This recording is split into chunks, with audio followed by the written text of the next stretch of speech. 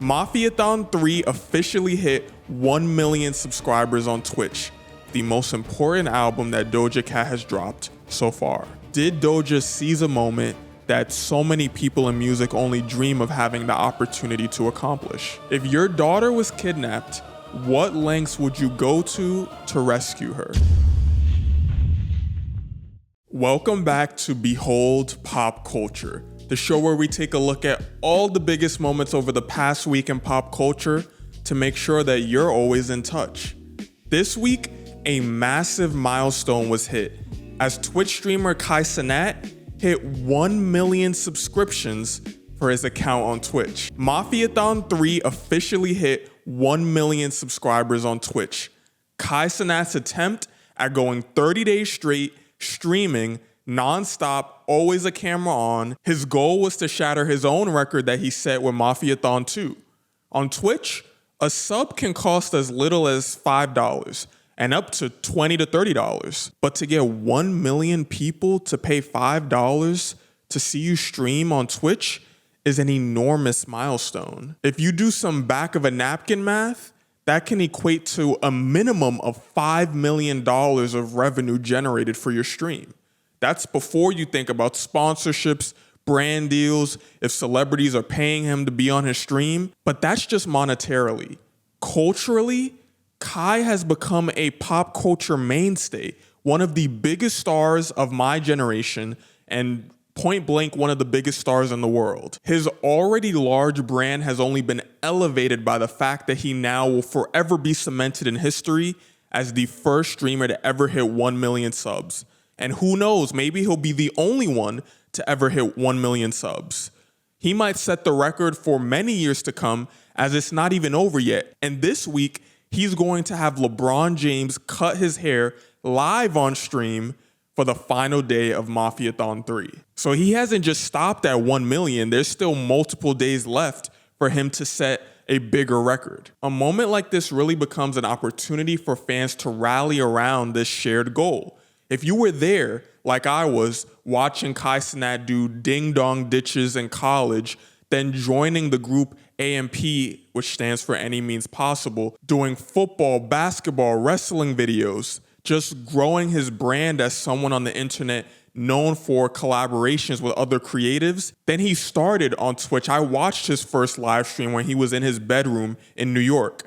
That same bedroom, he went viral for having a rat run across his room live on stream. But when it became too much for him to be going from New York to Atlanta, he moved to Atlanta to live full time with the group that he was working with, AMP, and there, his streaming reached a whole new level. He could create content not just by himself, but with the creative people around him, sharing ideas, bouncing back and forth, making his content not just about Cenat, but about Cenat's experience with his friends. That's something we still saw today, where with Mafiathon 3, his friends were a key part of every single day of that live stream. It starts with building that connection with his friends before he can build those connections with the celebrities. In Atlanta, he turned his bedroom into a hub for celebrities to come, discuss what they have going on, and do funny things, actually interact with the person that they're live on stream with. He was on stream with Nicki Minaj, having her talk to his mom about the influences and why he became the person he is today. This is someone that built a brand by taking celebrities out of their natural comfort zone, bringing them into the streaming world that seemed previously foreign to these massive brands of people. So when you're someone who sees that come up and you arrive at Mafiathon 3 where he now is telling you, this is the last time that I'm doing this and I want to cement my legacy in live streaming history by having the biggest event on paper that has ever happened in live streaming. Imagine what it feels like to see someone that you supported for so many years, someone that you've seen grow in so many different ways, set out to achieve this goal and know that you could contribute to them reaching this pinnacle of success in this moment. Emotions were high for this spectacle. And for those who believe in the power of inspiration, this resets what you believe is possible. 1 million was a mark that most streamers thought there was no way that it would ever reach. Twitch especially is a platform that has battled with media saying that it's on its last legs, that streaming has already peaked. So to see someone tell you, I'm setting out to achieve this goal and achieve it, he's now broken a ceiling for the people who follow up after him to walk through and potentially rise above. He continues to be a symbol of creative innovation as the production quality of what he does is at such a high level that it will be very difficult for anyone to replicate without a large amount of financial backing. So when we look at this landmark of 1 million subs, paying your $5 feels like just the price of admission. People pay way more to go to a basketball game, a concert. For $5, you can watch with no ads, the full experience of Kai Cenat doing some of the highest production quality content that live streaming can offer. He consistently built momentum up to this moment, and for myself and many other people, in fact, over 1 million people as this confirms, he is a North Star, a beacon for what it looks like to chase your dreams and actually be able to grab them. In an age where social media has led a lot of people to feel disconnected, siloed, Kai Cenat creating such a large universal experience for people of all ages to enjoy, this is what pop culture was made for, bringing people together. He's building moments that are so epic that when you experience it live, you feel like you're a part of history because you are. When moments can fade so quickly on social media, creating such a momentous, impactful, disruptive moment like this is worthy of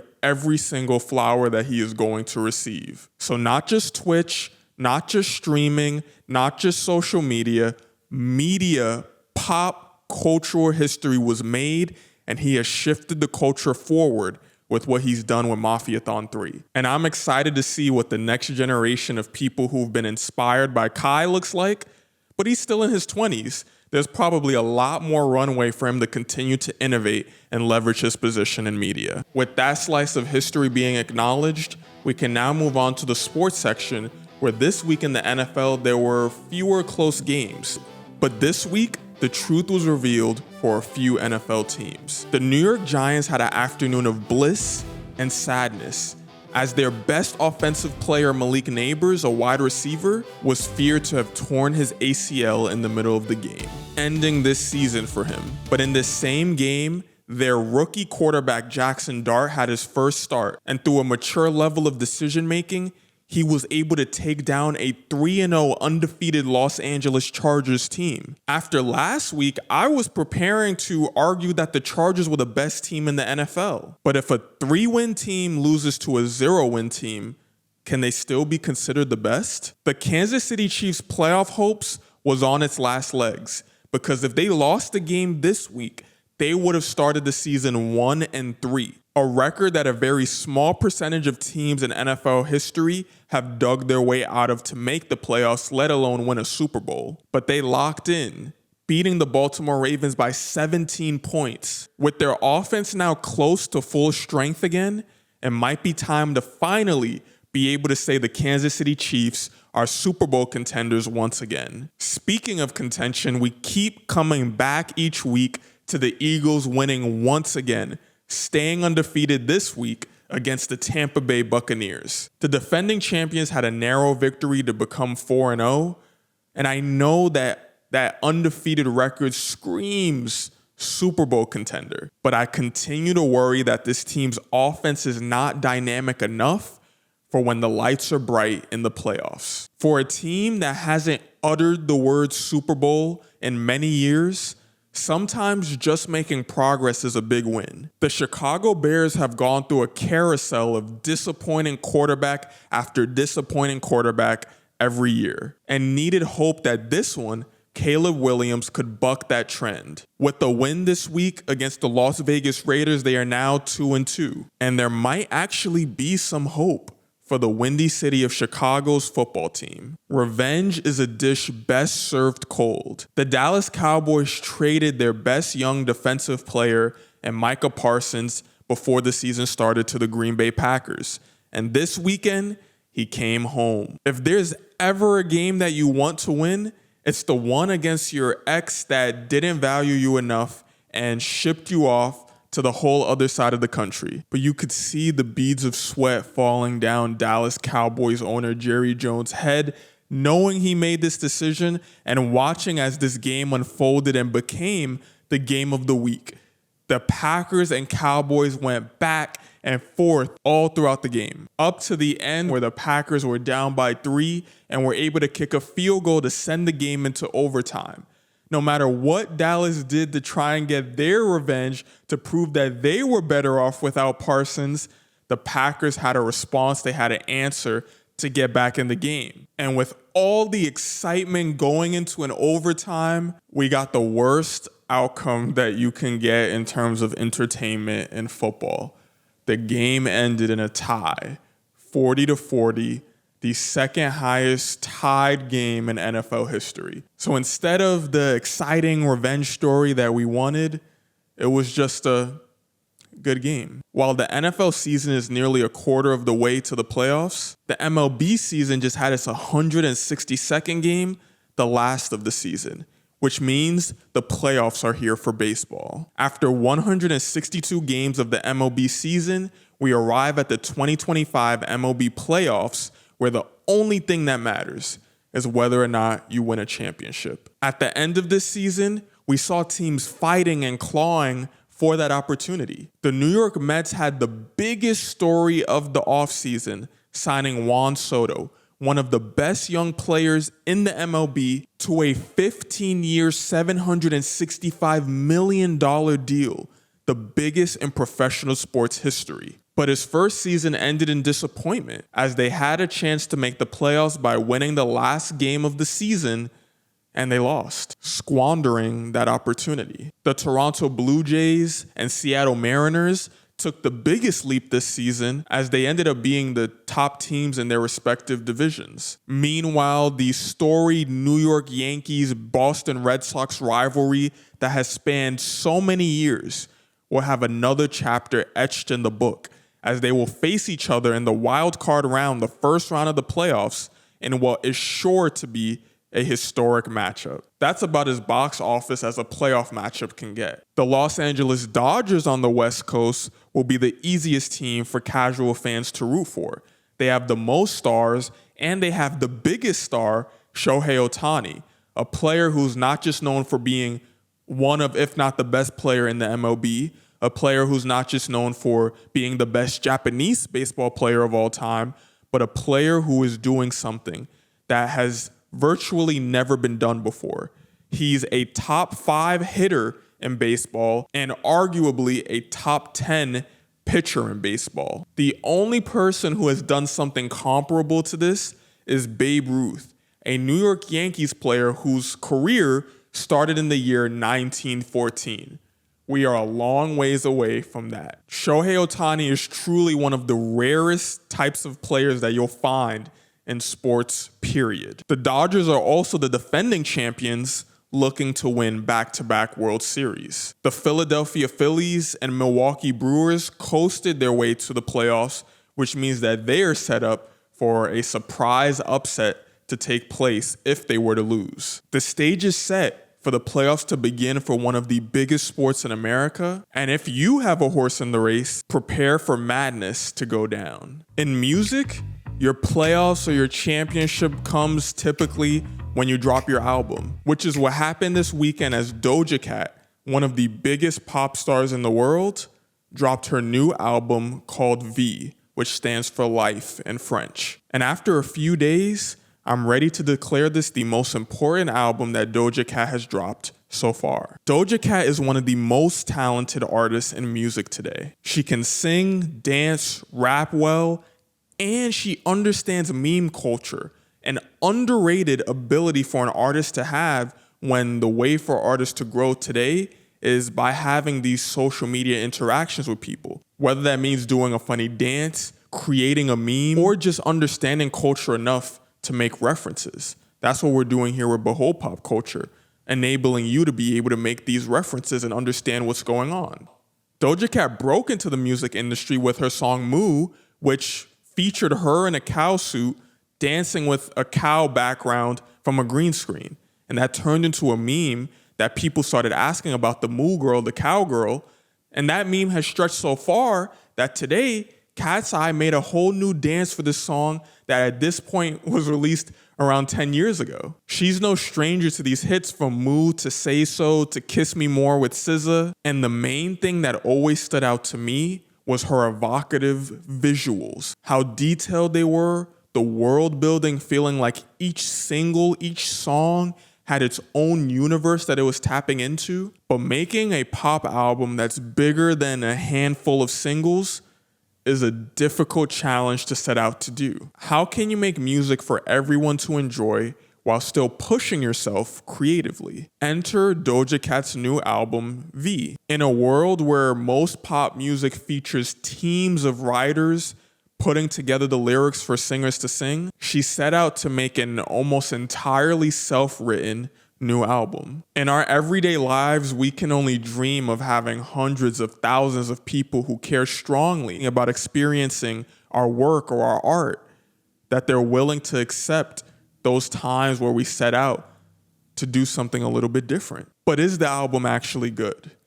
Is it a culture mover? Did Doja seize a moment that so many people in music only dream of having the opportunity to accomplish? Right now, fans are split down the middle. She dove all the way into an 80s pop sound that reminds me of when The Weeknd did this back in 2022 with his album Dawn FM. That 80s sound is not loved by everyone the same way that this album won't be loved by everyone. But I'm here to tell you that if you do enjoy that sound, this album is great. Doja is a genre bender who glides on these beats seamlessly, switching between singing and rapping with one of the best flows in the game. My favorite element of her sound here is her use of brass, particularly saxophone, throughout the album. Yet, I do not believe that this album will be a culture mover, because I believe that Doja traded seismic numbers in exchange for impact. In life, sometimes you're given an easy option. Take a job for more money, stay in a job because it's comfortable and it'll be hard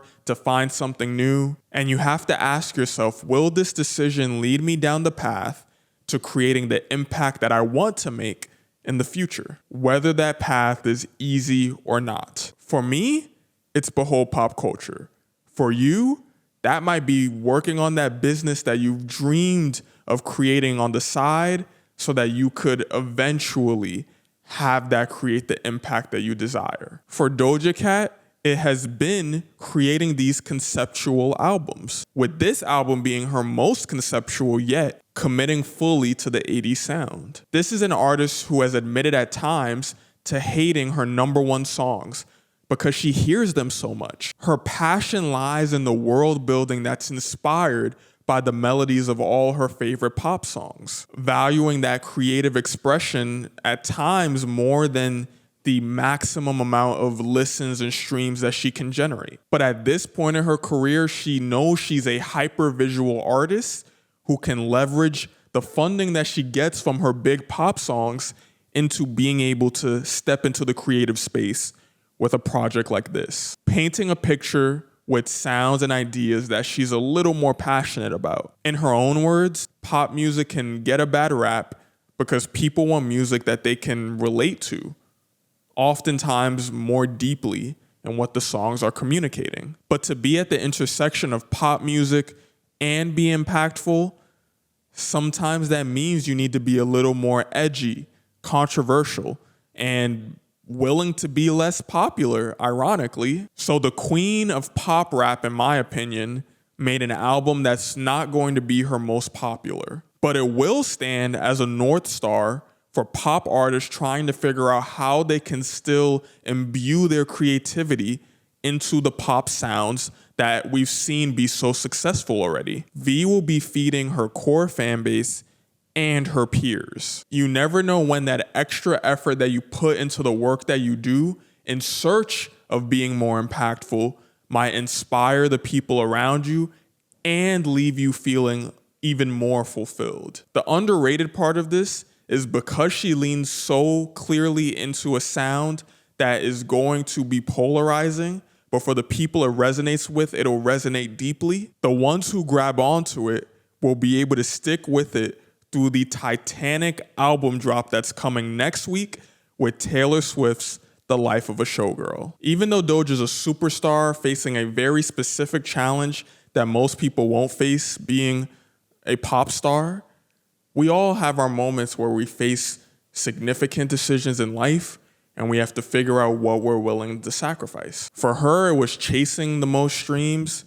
For Kai, who now has reached pop culture Hall of Fame status, he told a story about how he was offered earlier on an opportunity to get $60 million if he committed to a different platform where his focus was gambling on stream. He turned down the money because he was chasing the impact that he would get from building on his own.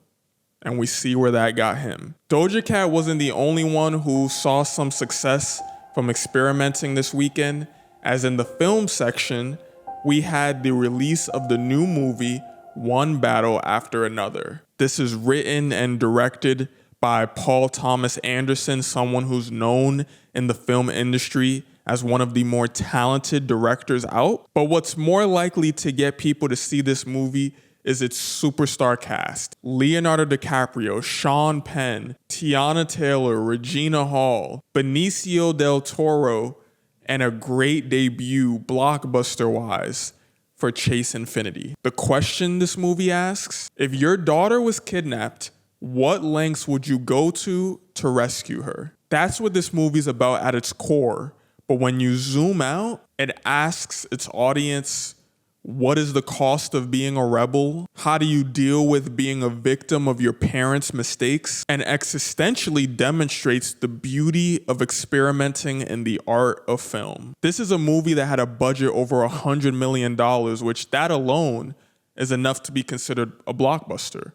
But all of the money was clearly poured into the screen because every actor was great in this movie. DiCaprio plays this paranoid dad who has to save his daughter, who's played by Chase Infinity, but they are both courageous, intelligent characters that find creative, ironic, and ultimately hilarious ways to get out of uncomfortable situations. And that's juxtaposed against Sean Penn, who gives an Oscar award-winning performance. I don't know what other movies will be in the conversation for Best Supporting Actor yet, but I'll tell you right now, Sean Penn is winning that award. He plays Colonel Lockjaw, who's one of the most diabolical villains that you'll find in film. And the conflict exists because he's going to kidnap Leonardo DiCaprio's daughter because there's a chance that she's actually his own estranged daughter. Similar to Doja, director Paul Thomas Anderson made many individual stylistic decisions that not everyone is going to love. But he couldn't be afraid of whether or not putting this joke here or this shot there was going to disengage the audience from the movie. He had to believe wholeheartedly that the decision that he's making is for the best of his vision. And the actors had to be right there with him in their belief. There are some heavy political subject matters that are touched in this film, and they are done in a satirical way. But do I think this movie is going to move the culture? In this case, yes. A movie of this magnitude, this size of actors being part of a project like this, being willing to commit to a more unique idea the way that they did in this movie, I implore anyone who's a fan of the art of filmmaking to go out and pay to see this movie in theaters. Because these are the type of experiments that need to see success in the movie industry for it to be upheld, when every other day there's someone asking a question of, are movie theaters dead? They won't be if the times when people step out of the typical diaspora of superhero movies, which I love, romantic comedies, which I love, into ideas that aren't going to be widely accepted. When those ideas can see success, it inspires the next generation to chase this as a profession and proves the financial viability of pursuing these greater creative intentions. That even leaks into the more popular films when we see someone like a James Gunn wanting to handle Superman with a more delicate touch around humanizing him and making that movie feel more like a film about a man struggling to be Superman versus just going to the movie to see Superman beat up bad guys. The same decision that took Batman from being a colorful, ironic, satirical character to being a serious Bruce Wayne story that is told in the Dark Knight series, where we fall in love with not just the fact that he's Batman, but the fact that Bruce Wayne chasing justice in his city is rising above these obstacles that feel like things people can relate to. When the overall movie industry has a push to maximizing the creativity and feeling like they'll be rewarded for taking those risks, it's a tide that raises all boats as we get better content all around, because those are the types of risks that define the next generation's taste in art. And with that, we've come to the end of today's podcast. Thank you for listening. I appreciate you taking the time out to be caught up in all these massive things going on this past week in pop culture. I've officially launched my new newsletter, so I'll be making you aware of that in the podcast to come, and the link to it will be in the description for you to sign up. Thank you again. I hope you have a great week. This is Behold Pop Culture.